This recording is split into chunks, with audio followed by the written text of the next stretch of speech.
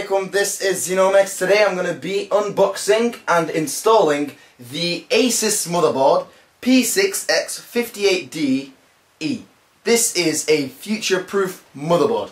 It's got very nice packaging, as we can see if I open it up here. It's got more information about the outstanding features which this motherboard has. One of the things I like about this is the Mem OK button. It's for people who want to overclock their RAM, and if anything goes wrong, all they have to do is just push the button which is next to the RAM slots and it give it a full reboot. I will be showing you this once we've opened up the motherboard. Something else that's good about this is the fact that it has true USB 3. So, you know, once again, ready for the future.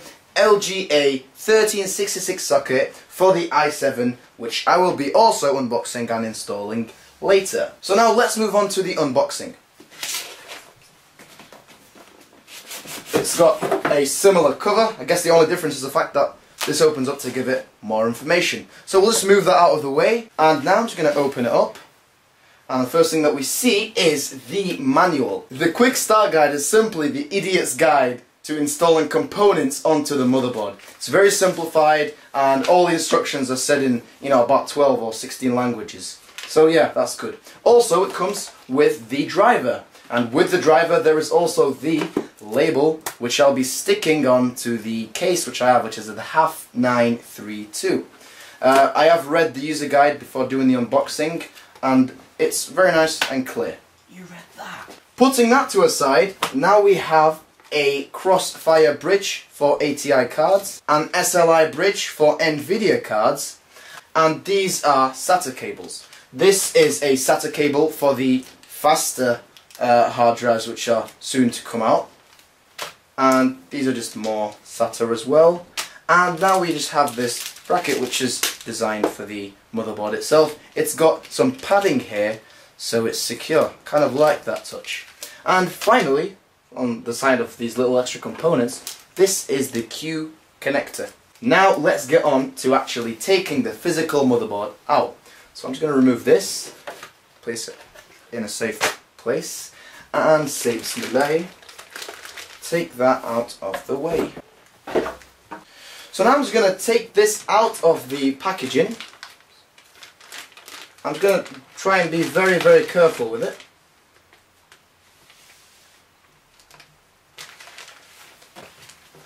Now I'm going to place it on top of the bag here.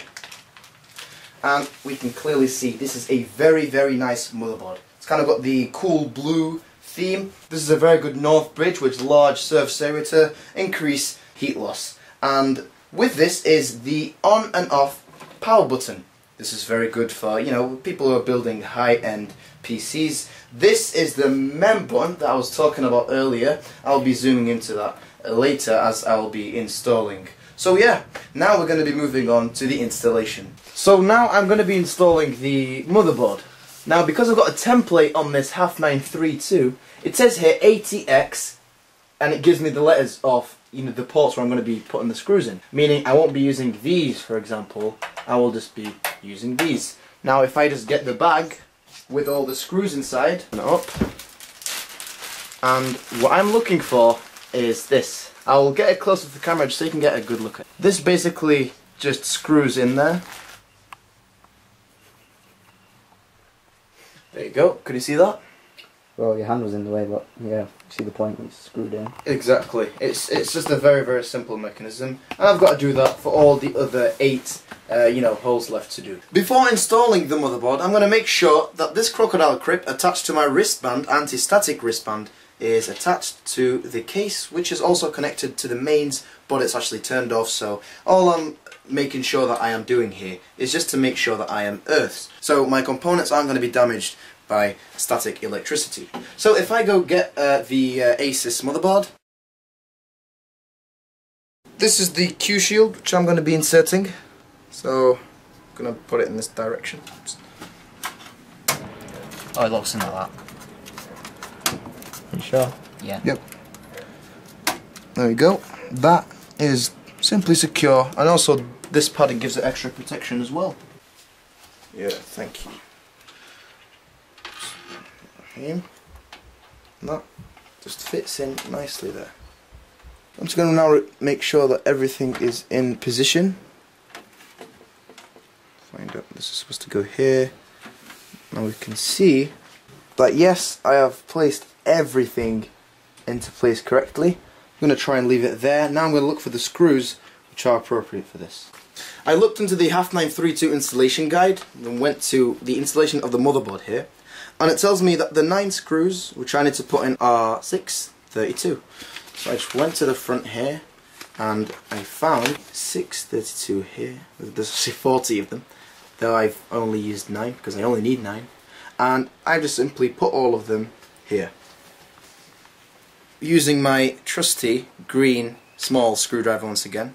I'm going to start placing these in one by one. If I can ask the cameraman to zoom in here, just so that people can get an idea of what's actually going on. Now I'm simply going to slot this into place. I'm going to turn. I'm not going to tighten it just yet, I'll tighten later.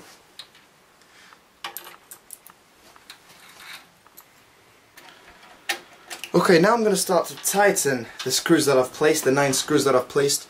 But I'm going to make sure that I do not over tighten it, because if I do so I may damage the motherboard, and then you know what that means. Just as soon as I feel like I cannot turn no more, I will stop.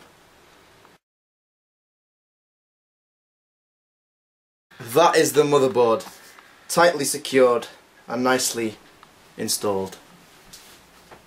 This video was part of the XenoBUILD series. Make sure you check the other ones as well. If you found it useful and if you enjoyed watching the videos, remember to subscribe. See you later. Thank you very much for watching.